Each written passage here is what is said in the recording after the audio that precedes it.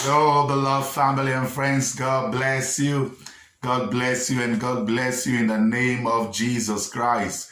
Thank you so much. Every of our returning subscriber, we are saying a big shout out to you guys. Thank you guys, our family and friends. God bless you all. Those that have been commenting on our videos, those sharing, those liking, we can't thank you guys enough. Thank you. You know, it is because of people like you that we are here. Thank you so much.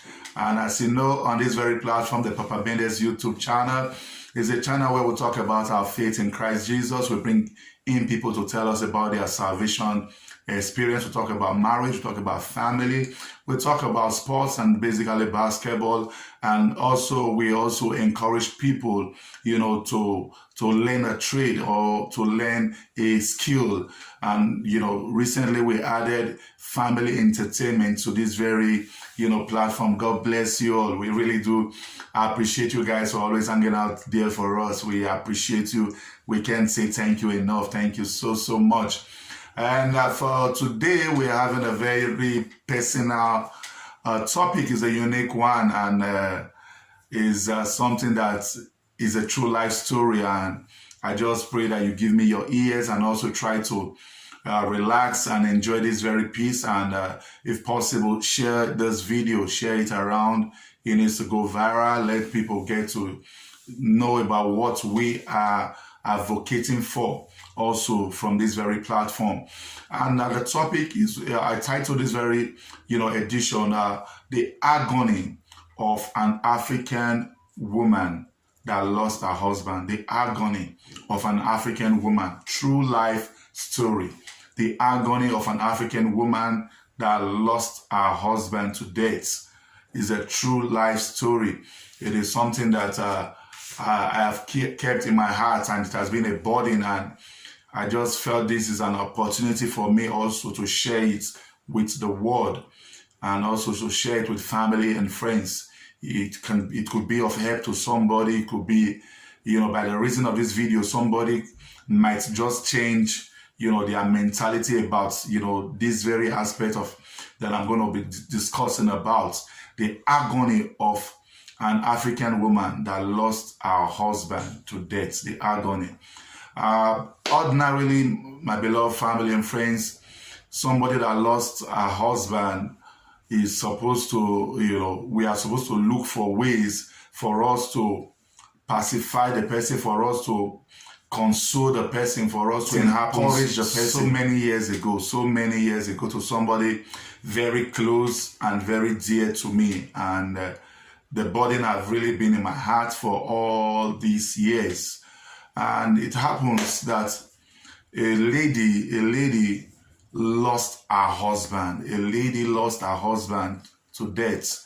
And the man, to me, the man was already gone past 70 years. He was already gone past 70 years, and they had children. They had children together. And the children were not so big. They were still, I think maybe one or two were just walking out of all the children that they had. They had 6 children. Just one or two were walking at the time. And the family was just trying to strive, and they were just trying to, you know, get themselves together. And this woman lost her husband. And my own expectation is that after the death of the husband, every family member of the man, our own family member, the friends of the man, the friends also of our own friends, they are going to rally around her, going to be at her beck and call, asking her what she wants and trying to be by her. But there is a funny thing that happened. It's a funny thing, and it was the first time for me to hear such a thing from my own hometown, that I think the man died, you know, between the space of when the man died till when they buried the man was about 4 months, if I'm not mistaken. 4 months, because this happened a long time ago. I might not have the accurate, but I think it's about 3 to 4 months. And after the death of the man, immediately after the death, the family of the man came to the house and told the woman never to leave the house. Never to leave the house for any reason. for any reason, never to leave the house. And do you know, they also told her never to comb her hair until after the burial of her husband. And as I said earlier on, the burial took place about 3-4 months after the death of the man. Meaning for about that space of time, the lady is not to comb her hair. The lady is not to leave the house for any reason. And there was a time that this lady wasn't feeling too well. And she needed to call, one of her children and told him that, please, you need to take me to the hospital. She was really sick, but she was scared to leave the house. Thank God for the child that sneaked the mother out to go see a doctor and, sneak her back in. But unluckily for them, somebody saw them leaving the house. And another family meeting was called. It was a big deal. It was a big deal, big problem. Why would she leave the house? She's not supposed to leave the house, even though she was sick. After much pleading and pleading, she was forgiven and she was told never to try to leave the house. So all through the period, this woman was in the house. This was a woman that lost her own husband. This was a woman that everybody was supposed to be around.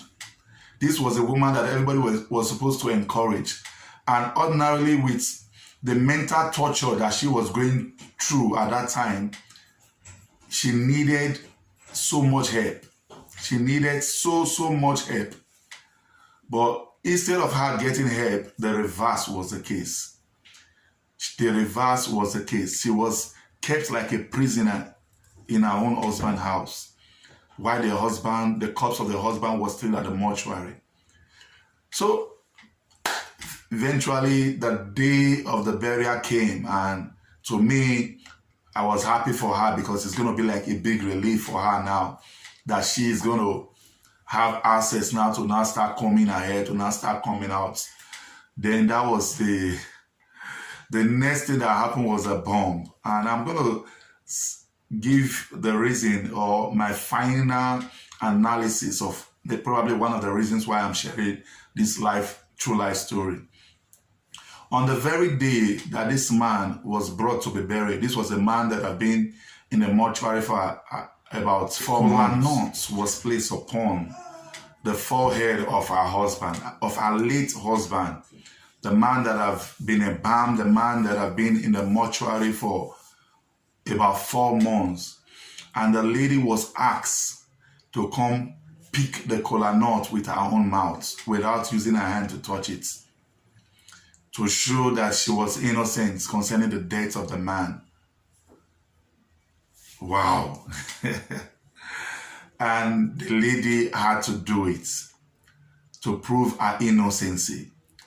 She took the kola nut, and I think they said, after some maybe weeks or months, I can't remember, that if she is still alive, it proved that she is innocent about the death of the husband. But, if she dies, she is not innocent.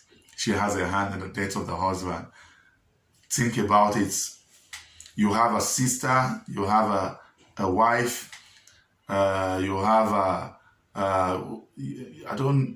a sister-in-law. Would you want them to go through such a thing? Would you wish for all your own daughter? I think that one is even better. Would you want your daughter? This was what was, at the back of my heart as I saw the ads. That even the family member of the man telling her, take the kola nut to prove your innocency, I was bothered in my heart to say, if it was their daughter or their sister, would they have allowed her to go through such torture? She took it and she threw the kola nut, and I don't know what it was a kola nut that, was there, but we don't know anything, if anything was added or not. But at the end of the day, to God be the glory, the woman is still alive. This woman eventually shaved her hair. She shaved her hair because I wondered that hair was almost becoming a Rastafarian hair. And this was how she was, should I say, vindicated that she doesn't have a hand in her husband's death. You can ask me now, why am I sharing this true life story? As I said, just a while ago, would I want my daughter, my own biological daughter, to go through that heart? Would I wish for my wife that I love so much to go through that? Or my sisters that I so much love, will I want them to go through that? I don't think even somebody that I know little or nothing about, or my own mother, I wouldn't want them to go through such thing. I wouldn't want them to go through such thing. And this is, the reason why, we men, there are times we need to, draw the line even before our last breath on planet Earth. Nobody knows when. But would you want your wife to go through such torture? It varies in tradition, and from the same place that this, family came from, that was the same place the late Archbishop Benson Idahosa came from also. And on the very day that he was to be buried, the wife was right there. The wife was up and doing. Nobody asked the woman not to go out. Nobody told her not to comb her hair. Nobody asked her to shave her hair. Until date, she's still alive. She's still alive. I know some people will argue that some women, they are very untrustworthy, that, there are women that will want to poison their husband, to kill their husband. The truth is that any woman that kills her husband, or when the husband of a woman dies, there is there is a vacuum that is being created that it is difficult for anybody to replace or to cover. There is, when you even think that a man is not doing nothing for you, just the respect that, oh, my husband is at home, just the respect that somebody wants to talk to you, oh, she's a married woman, is something very big. It's something very big. So I think only a stupid woman will do such acts. I'm not ruling out the fact that there are no women that can do such, but only a very foolish woman will do that. But think deep down in your heart, would you want somebody dear to you to go through that? For me personally, I will never wish for my wife to go through all that. I will never wish. I pray that we grow old. I pray that, we'll see our children around our table. But after my time, and, our Lord said it is time to come home, my wife should not be allowed to go through such. It is not something that a man will be proud of, to say, oh, my wife showed that she is really by me. What about if the woman have died by the reason of the chemical that was used to embalm the husband? What if she had died? Or what if she had some terminal sickness and she was kept in the house for about 4 months without proper medical care and she dies? Everybody will go around to say, oh, she is responsible for the death of the husband. Please, I am in for women liberation from all this tradition or culture, that does not add a thing to us. It does not add a thing to us.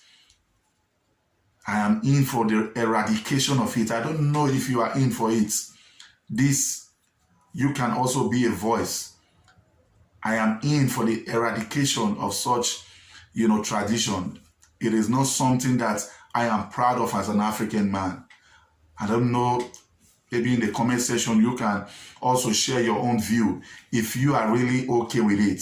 Because I really want us, to communicate. Probably we're going to be having a part 2 to this very topic. Tell me, what do you think about it? What do you really think about what we just discussed? The agony of an African woman that just lost her husband. The agony. What do you really think about it? Share your view on the comment section. Share the video also. and, you know, let us interact. It is very, very important. You know, we can just be blessing somebody. Somebody might just be changing his or her mind concerning, you know, some certain things. This, to me, is a wrong tradition. It's something that I am standing in that we need to stop. I don't know what you think. Comment, like, share, and also, if you're not subscribed, subscribe. God bless you. This is just my thoughts. You know, this, I spoke from my heart. I spoke from my heart. It's a pain and a burden that I've kept for a very long time. So I need to know your thoughts about it also. God bless you. God bless you. See you next week, Sunday. God bless you.